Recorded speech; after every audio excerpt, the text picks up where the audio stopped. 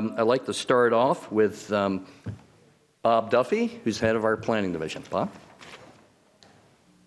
Thank you, Steve, and good morning to everyone. You heard the county manager and our director talk about partnerships. And in terms of the site plan and special exception process, I think all of those partners are certainly represented in this room, whether it's a staff level, whether it's our good friends who work with the business improvement districts to make a difference in our commercial centers, whether it's our community leaders like Martha Moore, who's here, who's been leading neighborhood-related interests for many years, a number of our developers and various attorneys and various architects and other engineering professionals are here. And most importantly, some of our planning commissioners are here. And I want to talk about their important role as part of this presentation this morning. So what I'm going to do is give a little background in terms of the site plan special exception review process to date. I'm going to talk about two areas: the administrative professional work that we do as your planning staff. I'm going to talk briefly about the important role the Planning Commission plays. I'm going to talk about 4 areas of recommendations that we're going to move forward with over the next 5 to 6 months that we think will make a difference, and how we're going to implement those recommendations. So I'm going to cover some ground, look back, and look forward. And again, we'll look forward to your questions, ideas at the end. But first, I want to give a little context for the recommendations. And again, I think it's important, as Steve said, to talk about what we do. Today, the Planning Division has several very important roles, and we plan for future growth. That's what's made Arlington great over the years. The commitment to sound and professional planning and envisioning a future that's both strong for our community and economically strong as well. We conduct strategic research, and that's very important. The demographers and research team that we have do an outstanding job to work with all of our stakeholders as well as our policymakers, the county board, and the commission. Most importantly, we support urban design and placemaking. And the new division we created that Chris Kreider leads does an extraordinary job of ensuring that we remain a great place to live, work, and visit. Most importantly, we support and facilitate community engagement and participation. That's been a hallmark of Arlington for many years. And the subject of today's presentation really is how we manage the site plan special exception process and the use permit process. I'm going to focus on site plan special exceptions today. We're fortunate to have a great professional planning team. I will tell you, in my career of over 30 years, I think it's one of the strongest professional teams that I've had the pleasure to work with. We make a difference. You should be very proud of the commitment that they make every day to our community, and they're going to continue to do that. In terms of partnerships, it's not only our planning team that makes a difference, but also the partnerships with the other agencies in Arlington County government, whether it's Department of Environmental Services, whether it's all the agencies. The site plan review process requires us to work together in a very fundamental and a very focused way. The role of the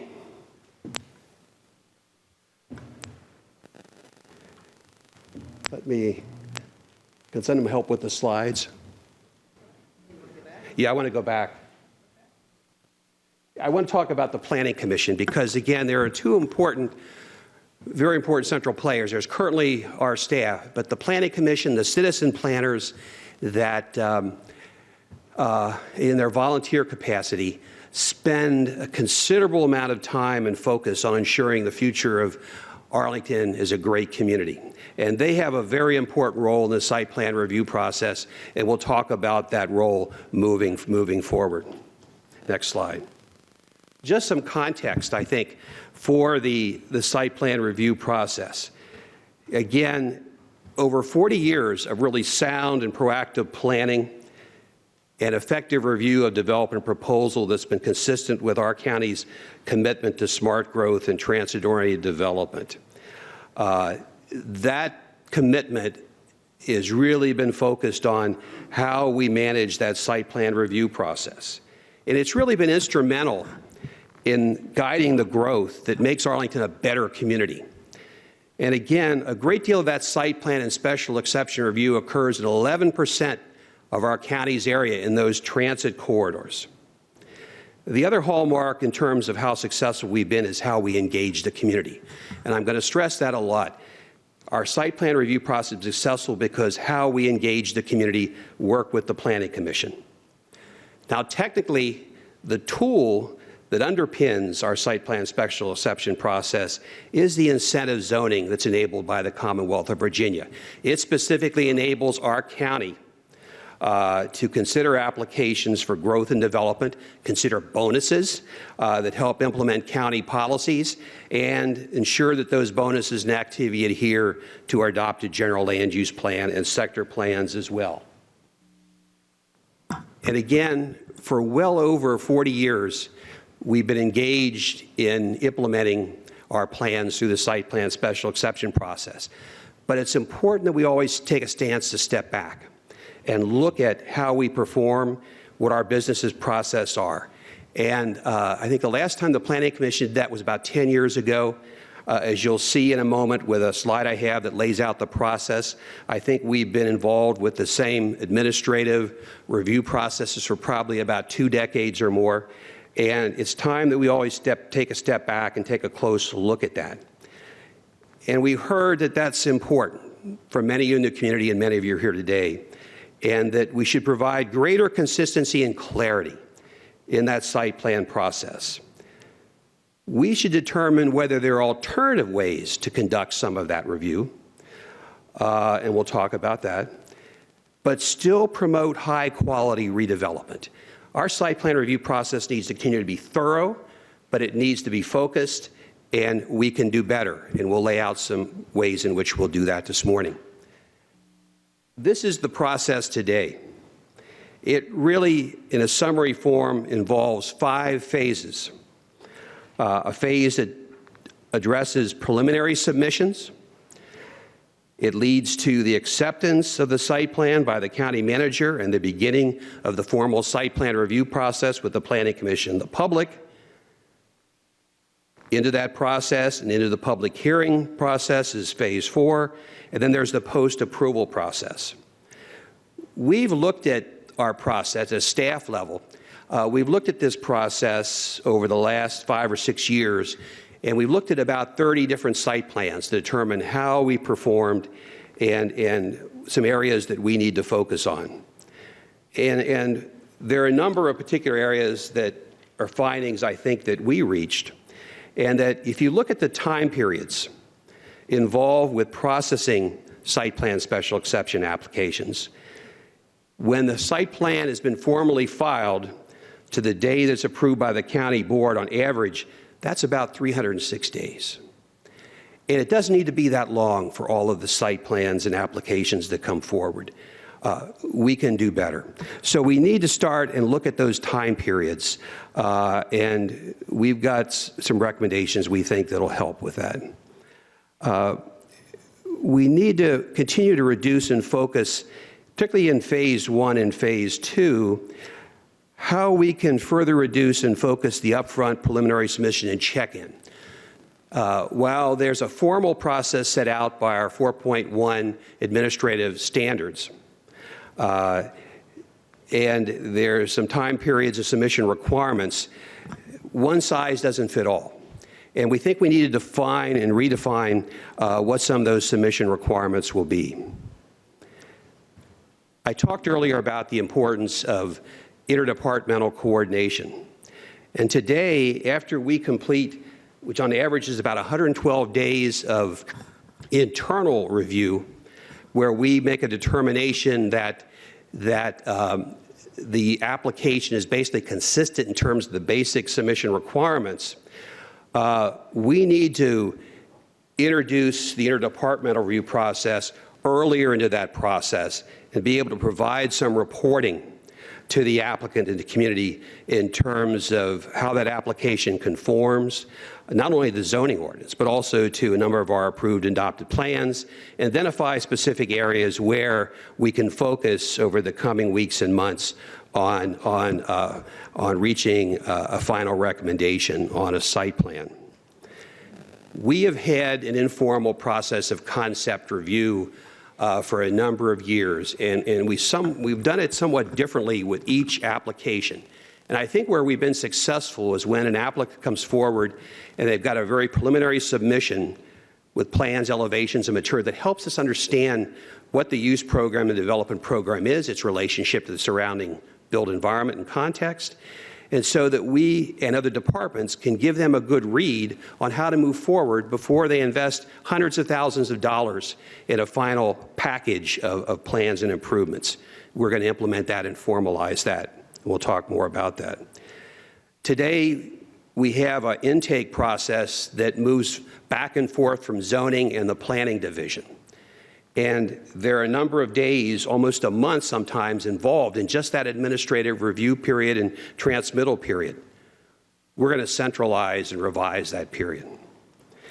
The Planning Commission, again, plays a critical role in the site plan review process.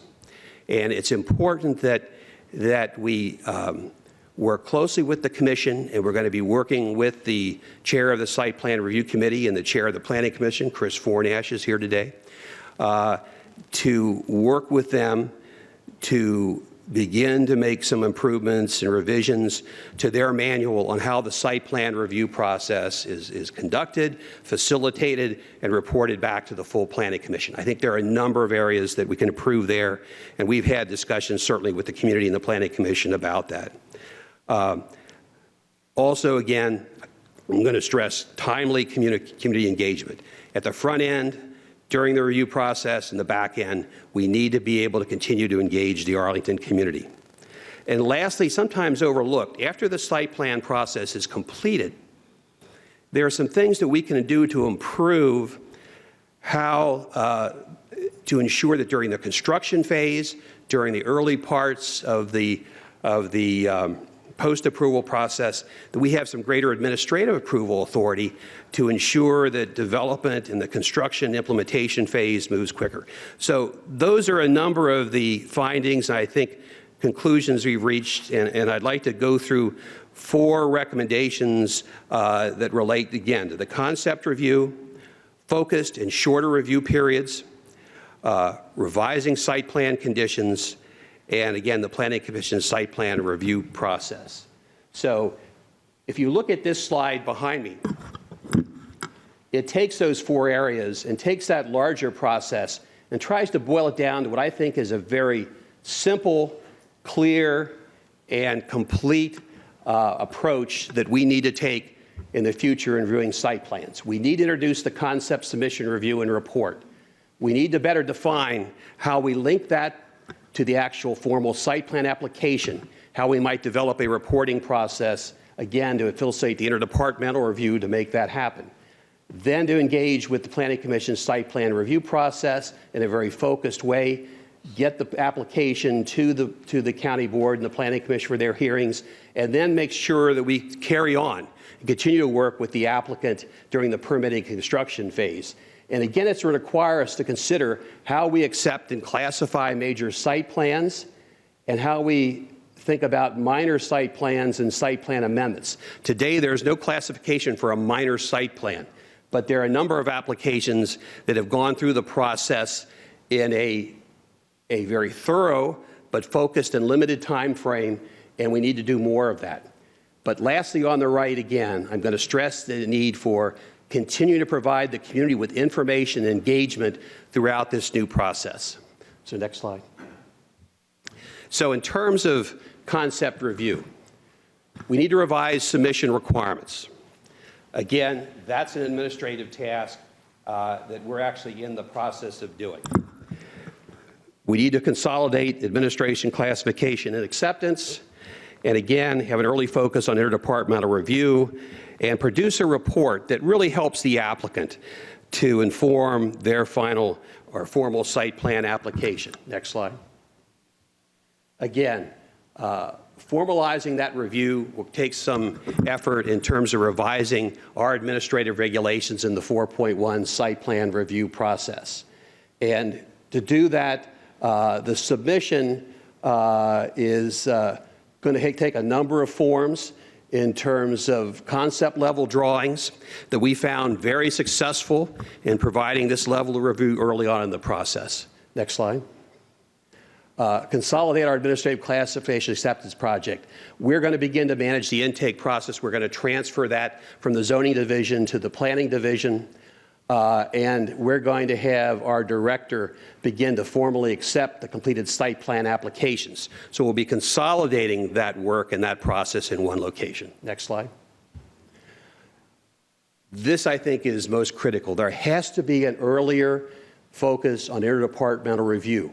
While some of that happens today, and we try to facilitate that, into this concept review phase, we need to engage all the departments at a very early stage to help us develop a report, a series of findings and conclusions that we can report to the applicant.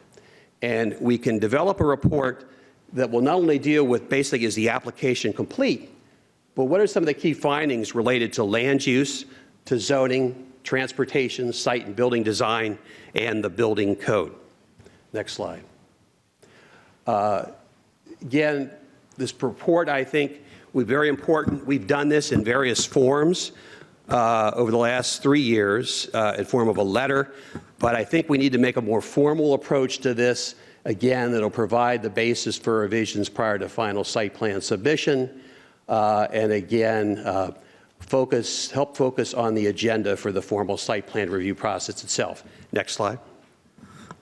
The second part deals with finding how we can reclassify or reconsider the actual site plan classifications or categories. And there are a number of key recommendations here. How we revise that amendment classification as part of the zoning ordinance, how we address that as part of our administrative standards. And again, we should address the 120-day minimum review period that's currently specified by the zoning ordinance. And again, in terms of the revised site plan and amendment classifications and criteria, we need to define submission requirements in a review process for new site plans and site plan amendments that are limited in scope of development, redevelopment amendments as to building form, use, building architecture, landscape, and transportation. The county manager talked about the high vacancy rate and these structural issues that we're facing in a number of communities, whether it be Crystal City, where we have these high vacancy rates. We're going to be looking at adaptive reuse of many of those buildings, and it's going to require some real creativity in terms of how we deal with uses and how we deal with the review of those processes. There are site plans, and we received one earlier this week that involves purely architectural revisions to the exterior, actually adding more retail space to enliven Crystal Drive. Those are great things, and we should be able to process applications like that in a very short period of time to ensure that we can fill that vacant office space and make a difference. And Crystal City is a great example. Next slide. The 120-day minimum review period. Our code indicates that the county board, to hear an application and hold its public hearing, a 120-day period has to occur. The county board does have authority to, on its own motion, to waive that. But the county board ought to be able to do that without taking a formal action. If we have an application that moves forward, let's say in 60 days, we should be able to do that. And we need a classification of site plan that allows us to do that as well. So those site plans that are limited in scope, consistent with our plans and ordinances, we should be able to move forward very rapidly, and we're going to do that. The third area deals with revised site plan conditions. And Over the years, our site plan conditions have been modified, improved. Today, we have 55 conditions that are part of what we call our 4.1 administrative requirements.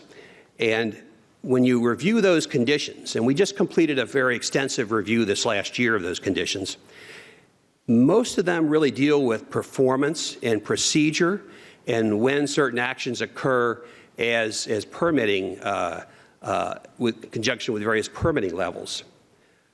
We think we can take those conditions and really create them into one condition that we'll call 4.2 standard site plan conditions, modify them, review them on an annual basis, but focus the attention of the site plans on those conditions that are specific to a particular site plan and application.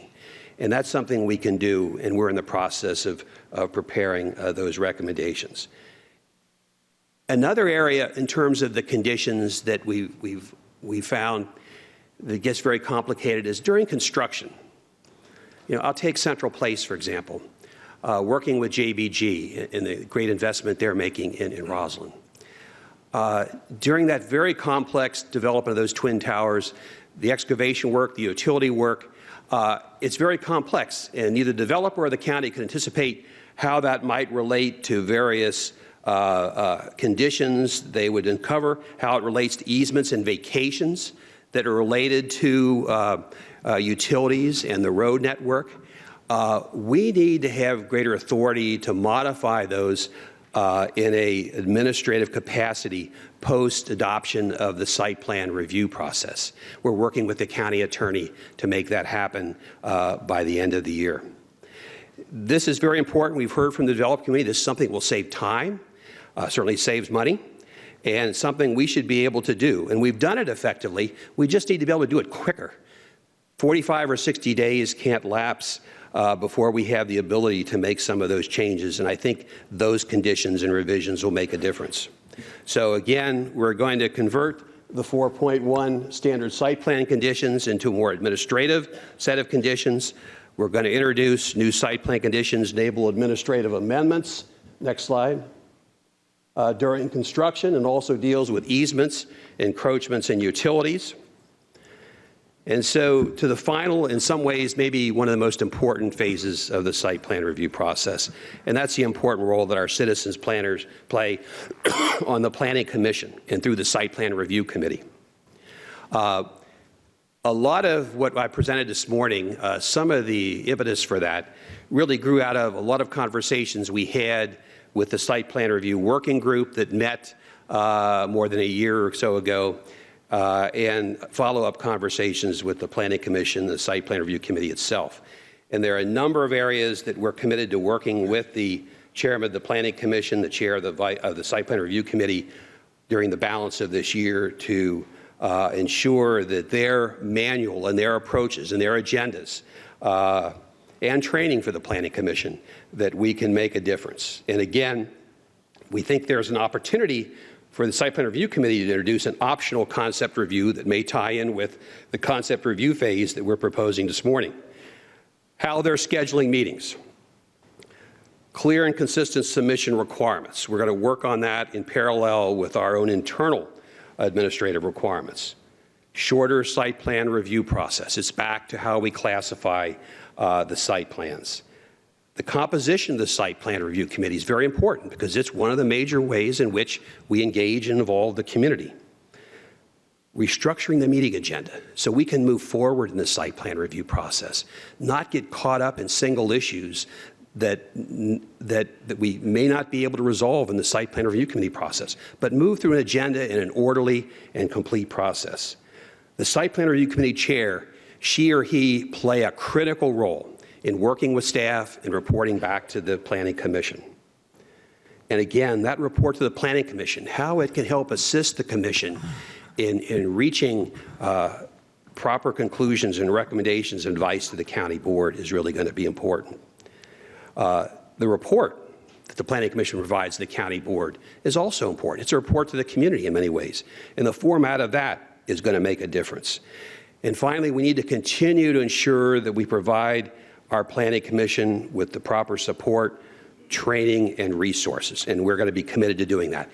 I can't stress enough this partnership that we have to maintain, not only internally with all the departments to have a successful site plan process, but with the Planning Commission and the community at large. So in terms of implementation, 4 areas that I've touched on this morning. 1, create this concept site plan review phase. 2, a streamlined, focused, and shorter review for certain site plan applications, reclassifying those applications given today's realities. Revise the site plan conditions so they're workable and they make a difference, and implement, again, the direction from our county board and our approved plans and conditions. And lastly, the role that the Planning Commission plays. The results of that process, back to where we started and what we heard, I believe, and I think our entire staff believes, we'll have an improved site plan review process. There'll be greater consistency and clarity in the process. Reductions in costs and uncertainty, and I can't stress that level of uncertainty that we hear so much about. Coordinated interdepartmental review, again, working together earlier and often in the process. Inclusive participation and timely communication, and promoting high-quality development, which has always been Arlington's hallmark. So again, we are committed to making a difference for Arlington through the site plan process. And again, we'll continue to work with our partners, all of you here, and we'll make that happen. Thank you.